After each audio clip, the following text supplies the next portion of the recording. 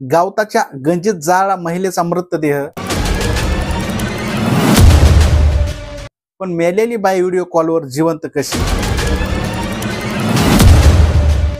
तर सोलापूर जिल्ह्यातील मंगळवेढा तालुक्यात एका विवाहितेने आपल्या प्रेम प्रकरणासाठी आणि प्रियकरासोबत कायमचे पळून जाण्यासाठी स्वतःच्याच आत्महत्येचा बनाव रचून एका बेवारस महिलेची हत्या केल्याचा आरोप एका विवाहितेवर आणि तिच्या प्रियकरावर लावण्यात आल्याची माहिती आता पोलिसांनी दिलेली आहे।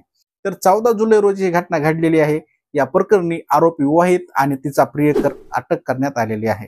नेमकं काय प्रकरण आहे बघूया। तर मंगळवेढा तालुक्यामध्ये पाटकळ येथे एक गाव आहे आणि ते एक राहणारे 23 वर्षीय विवाहित जिचं नाव आहे किरण सावंत। हिचे गावातील 20 वर्षीय निशांत सावंत हिच्यासोबतच प्रेमसंबंध होते असं आता समोर आलेलं आहे। आणि किरणला 2 वर्षाची मुलगी असतानाही ते दोघे कायमच्या पळून जाण्याचा कट रचत होते। यासाठी त्यांनी एक भयानक योजना आखली।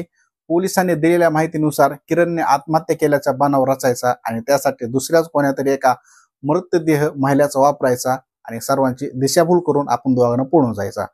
या कटासाठी किरण आणि निशांत यांनी एक बेवारस आणि गतिमंद महिलेला शोध सुरू केला। 8 दिवसांच्या शोधानंतर त्या पंढरपूरच्या गोपाळपूर जवळ एका गतिमंद महिलेची माहिती मिळाली। निशांतने तिला तिच्या मुलाला शोधून देतो असं सांगून पाटकळ गावात आणले। त्यानंतर 2 दिवसांनी गळा दाबून तिचा खून करण्यात आला आणि तिला जो गावताचा कडबा होता त्याच्यामध्ये टाकून तिला फुकून देण्यात आलं, तिला जाळण्यात आलं आणि जी किरण होती तिनं आत्महत्या केल्याचं त्याच्यात जाळण्याचा प्रयत्न केलेला असून अशा प्रकारचा आत्महत्येचा बनाव रचून त्यांचा असा एक प्लॅन होता। तसेच 14 जुलै रोजी पहाटेच्या सुमारेस या महिलेचा मृतदेह किरणच्या शेतातील कडब्याच्या गंजीत ठेवण्यात आला होता आणि ती गंजी पेटवून देण्यात आली।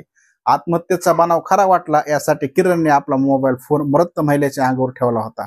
गंजीत आग लागण्यापूर्वी किरण घरातून बाहेर पडून डाळिंबाच्या बागेत लपली।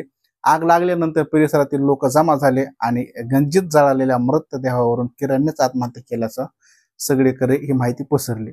किरणचा पती नागेश सावंत आणि माहेरकडील मंडळी तिथे दाखल झाली आणि ही माहिती उघडकीस आल्यानंतर त्याच्या वडिलांनी आपल्या मुलीच्या मृत्यूबाबत संशय आल्याने त्यांनी पोलिसांना सखोल चौकशी करण्याची विनंती केली।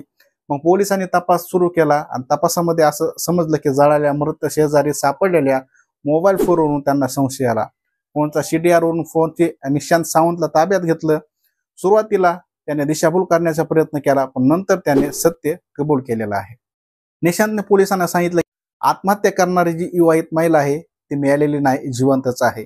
हे ऐकून पोलिस अचंबित झाले। निशांत या मदतीने पोलिसांनी किरणला व्हिडिओ कॉल केला आणि ती जिवंत असल्याचं पाहून त्यांना धक्काच बसला। पोलिसांनी तत्काळ निशांत कराड येथे गेलेल्या किरणला ताब्यात घेतलं।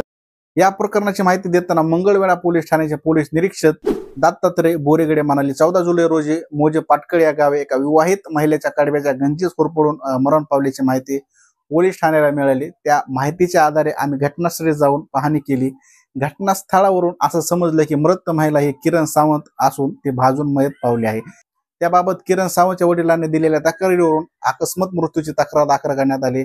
मात्र त्या मृत्यूच्या तपासादरम्यान असं लक्षात आलं की मृत महिला ही किरण सावंत नसून ती दुसरीच अनोळखी महिला आहे आणि किरण सावंत ही जिवंत आहे।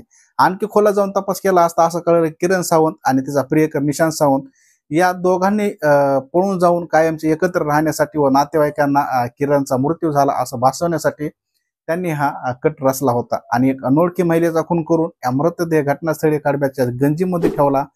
तसेच मृतदेहासोबत किरणचा मोबाईल ठेवून पेटवून दिला आणि पुरावा नष्ट करण्याचा प्रयत्न केला।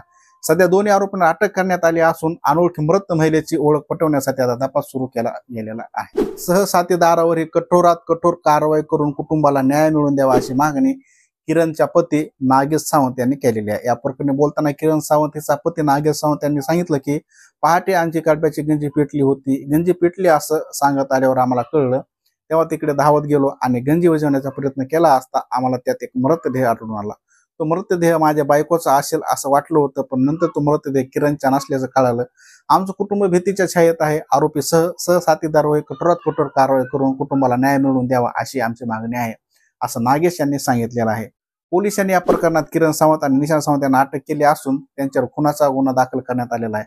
मात्र जळीत अवस्थेत सापडलेल्या निरागस महिलेची ओळख अद्यापही पटलेली नाही आणि पुढील तपास आता पोलीस तिच्या कुटुंबाचा शोध घेत आहेत। अशा प्रकारची मर्डर मिस्ट्री आता समोर आलेली आहे जी उलगडा होत नव्हती, परंतु जो तिचा प्रियकर आहे त्याच्यामुळे सर्व माहिती ही माहितीचा सखोल तपास केल्यानंतर 2 जण सापडले आहेत आणि पोलिसांनी त्यांना अटक केलेली आहे. अशा प्रकारे हे मर्डर मिस्ट्री इथं कंप्लीट झालेली आहे. परंतु जी मृत महिला आहे जी गतिमंद असल्याचं सांगितलं जात आहे. असंच एका वेड्या भाबड्या महिलेला फसवून ह्यांना तुझ्या मुलाला शोधून देतो म्हणून ह्यांना फसवलं आणि तिला मारून तिला जिवंत जाळून गाळा अगोदर तिचा दाबला, नंतर त्या काडब्याच्या गंजीत टाकून तिला पेटवून दिलं आणि किरण आपल्या आत्महत्येचा कट तिनं स्वतःच रचला होता आणि या दोघाला पळून जायचं होतं. परंतु सगळा डाव त्यांच्या एका क्षणामध्ये स्वतःचं नव्हतं झालं आणि ते कशा प्रकारे फसले आपण बघितलंच आहे. तर मंडळी, यावर तुम्हाला काय वाटतं नक्की कमेंटमध्ये सांगा आणि बघत राहा रास्तक मराठी. चॅनलवर नवीन आला असेल तर आताच आपल्या चॅनल सबस्क्राईब करायला विसरू नका. धन्यवाद.